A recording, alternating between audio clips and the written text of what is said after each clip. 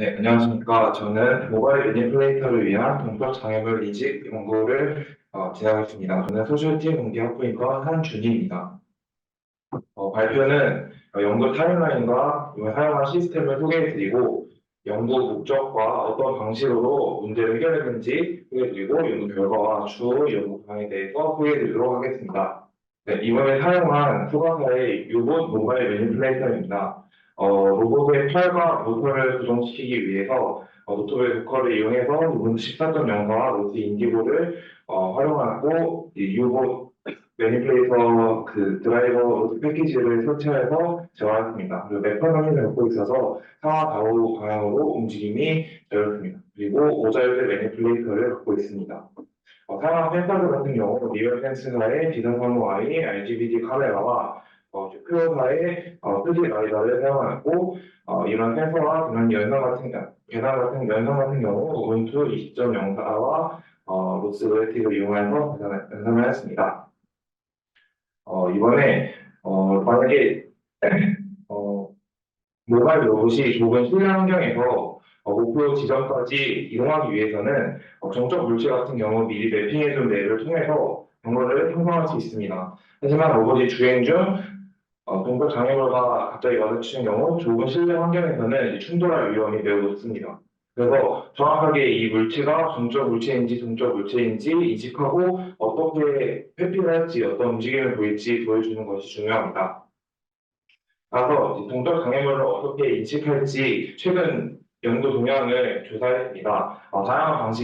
다양한 방식이 존재하는데요. 그 대표적인 방식들에 대해서 설명드리도록 하겠습니다.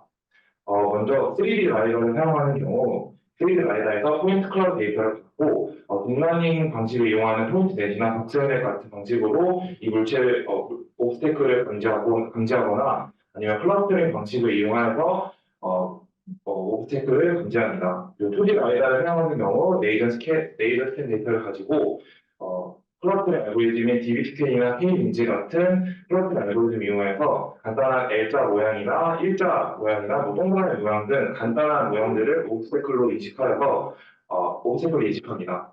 이제 뎁스 카메라를 이용하는 방식이 존재하는데요. 뎁스 카메라에 받는 뎁스 이미지를 바탕으로 이거를 열방향으로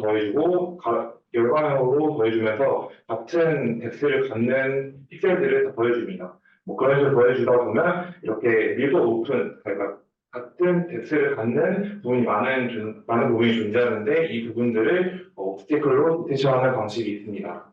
각각 이제 인식한 옵스테클을 가지고 팔만 필터를 적용해서 다음 프레임에서 이 물체가 어느 벨로시티를 갖고 있는지 계산을 해서 벨로시티 스레스홀드를 넘으면 동적 물체 아니면 정적 물체 이런 식으로 정적 물체를 인식하는 방식이 존재합니다.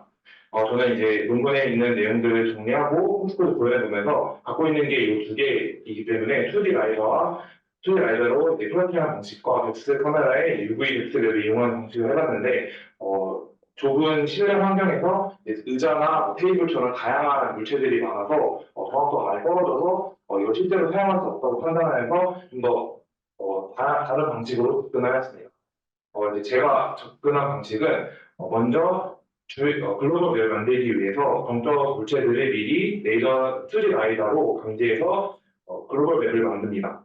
그리고 이제 주행 중 발생하는 새로 나오는 동적 물체 같은 경우 RGBD 카메라를 이용하여서 이 물체가 동적인지 정적인지 판단하고 그리고 멈출지 아니면 회피할지 이런 걸 결정하는 방식을 선택하였고 이걸 어떻게 감지하느냐면 욜로를 이용하여서 일단 먼저 객체를 감지하고 그 객체가 뎁스랩에서 뎁스랩에서 거리를 계산하여서 속도를 얼마나 갖고 있는지 계산하여서 벨로시티 스레스홀을 넘으면 동적 장애물 아니면 동적 장애물 이런 식으로 인식을 하였습니다. 그래서 디노마노 IA를 사용하기 위해서 모바일 매니플레이터에 홀드를 장착하기 위해 3D 프린터로 설계해서 달아주었고요. UIDF를 정리해 주어서 링커 조인트들도 함께 정리해 주었습니다. 다음은 어떻게 이를 이용해서 엑스랩에서 거리를 측정하고 이제 동적 분행물을 인식했는지 소개해 드리도록 하겠습니다. 먼저 RGB 이미지를 먼저 RGB 이미지를 욜로 VA 시그멘테이션 모델로 받아들입니다. 그렇게 받아들인 시그멘테이션 픽셀 값들을 전부 X, Y 좌표들 각각 더해주고 그 픽셀 값을 나눠주면 이 CX, CI가 나오게 되는데 그때의 중점 좌표를 픽셀 외에 넣어주면 이제 중점 거리가 CZ 값이 나오게 됩니다.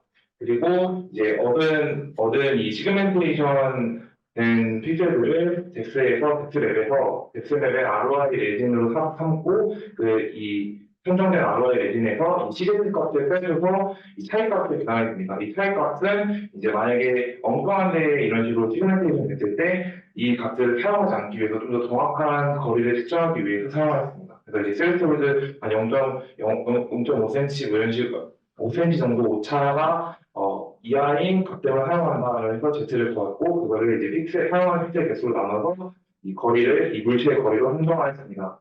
그러고 나서 이제 이 물체를 계속 트래킹하면서 다음 프레임에서 이제 이 물체가 어디 존재하는지 그 디스턴스를 유통기장 거리로 이제 보여주게 됩니다. 그래서 이 벨로시티를 구하고 그 벨로시티 스레솔드를 넘으면 동점 물체 아니면 정점 물체로 정의하였습니다. 다음은 내비게이션 스택을 구성하였습니다. 로봇이 주행 중 앵커러 값과 라이더 값은 AMT라는 파티클 필터를 이용하여 기존 지도와 라이더 센서 값을 이용해서 로봇의 위치를 추정하였습니다.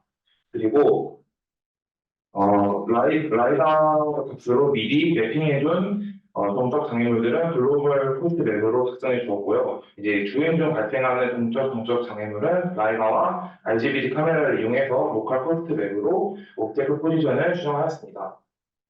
그리고 로컬 패스 플래너 같은 경우 DWA 알고리즘을 이용하였고 글로벌 패스 플래너 같은 경우 다이스트라 알고리즘을 이용하여서 패스 플래너를 이용하였습니다. 네. 다음은 실험 결과입니다. 동적, 정적 물체인지 감지하고 이제 원하는 위치에서 정지하기 위해서 아까 설명드린 욜로로 거리 측정하는 방식을 실험하였습니다. 아까 로봇은 정지해 있고 물체 동대의 상황에서 40cm, 60cm, 100cm인 경우에서 추정된 값이 약 2에서 5cm 정도의 오차가 발생하였습니다. 그리고 다음 오른쪽 같은 경우는 로봇이 움직일 때 거리 정확도를 측정하였습니다. 로봇에게 40cm, 60cm, 100cm에서 멈춰라라고 했을 때 실제로 어디서 몇 cm에서 멈췄는지 측정하였습니다. 이럴 경우 조금 더 오차가 발생하여서 4에서 8cm 정도의 오차가 발생하였습니다. 이 정도의 오차는 로컬리제이션과 같은 정확한 값이 필요한 것이 아닌 이제 벨로시티를 구하기 위한 벨로시티를 위한 값이므로 허용 오차를 받아들이고 프로젝트를 진행하였습니다. 다음은 이제 실제 내비게이션을 하면서 동적 장애물을 만났을 때 100cm 이하 접근 시 잠깐 3초 정지하고 만약에 동적 장애물이 사라지면 다시 목표 지점까지 가게 하는 결과 영상입니다. 요 왼쪽 위에는 가장 큰 이 맵이 글로벌 맵이고 요 조그만 정사각형 맵이 주행 중 발생하는 로컬 코스트 맵입니다. 여기 아래는 욜로 강제한 디텍션 이미지가 있고 이게 실제 주행 영상입니다. 로봇에게 목표 지점까지 위치를 주고 이제 주행하면서 현재는 동적 물체이기 때문에 진행하다가 벨로시티가 발생해서 동적 장애물을 인식하여 멈추고 다시 사라지면 목표 지점까지 완수하는 모습을 볼 수 있습니다. 한번 볼 수 있을까? 네.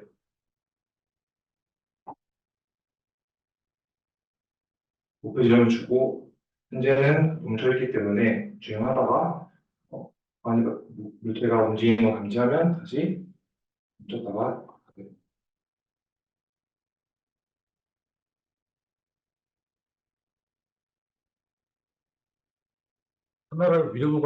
카메라가 위를 보고 있어서 바닥에 뭐가 있으면 감지를 못하겠네. 그죠? 지금은 사람 위주로 지금은 위에 부딪힐만한 위주로 확인했습니다.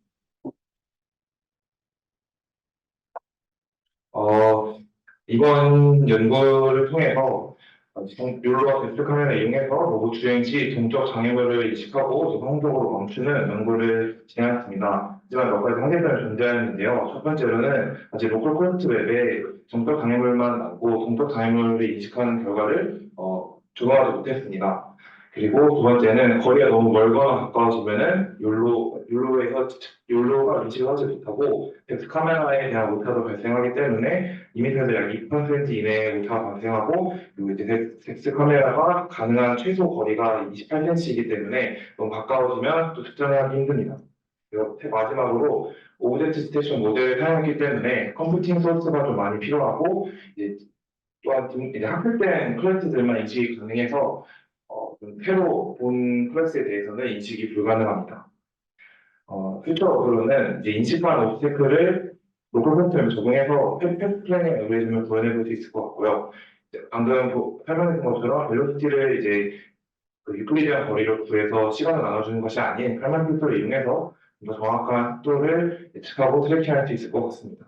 두 번째로는 지금 방금 지적해 주신 부분처럼 정면만 보고 진행하는데 측면에 카메라를 두거나 아래쪽에 카메라를 두게 하여서 좀 더 넓은 범위의 디텍션을 구현할 수 있을 것 같습니다.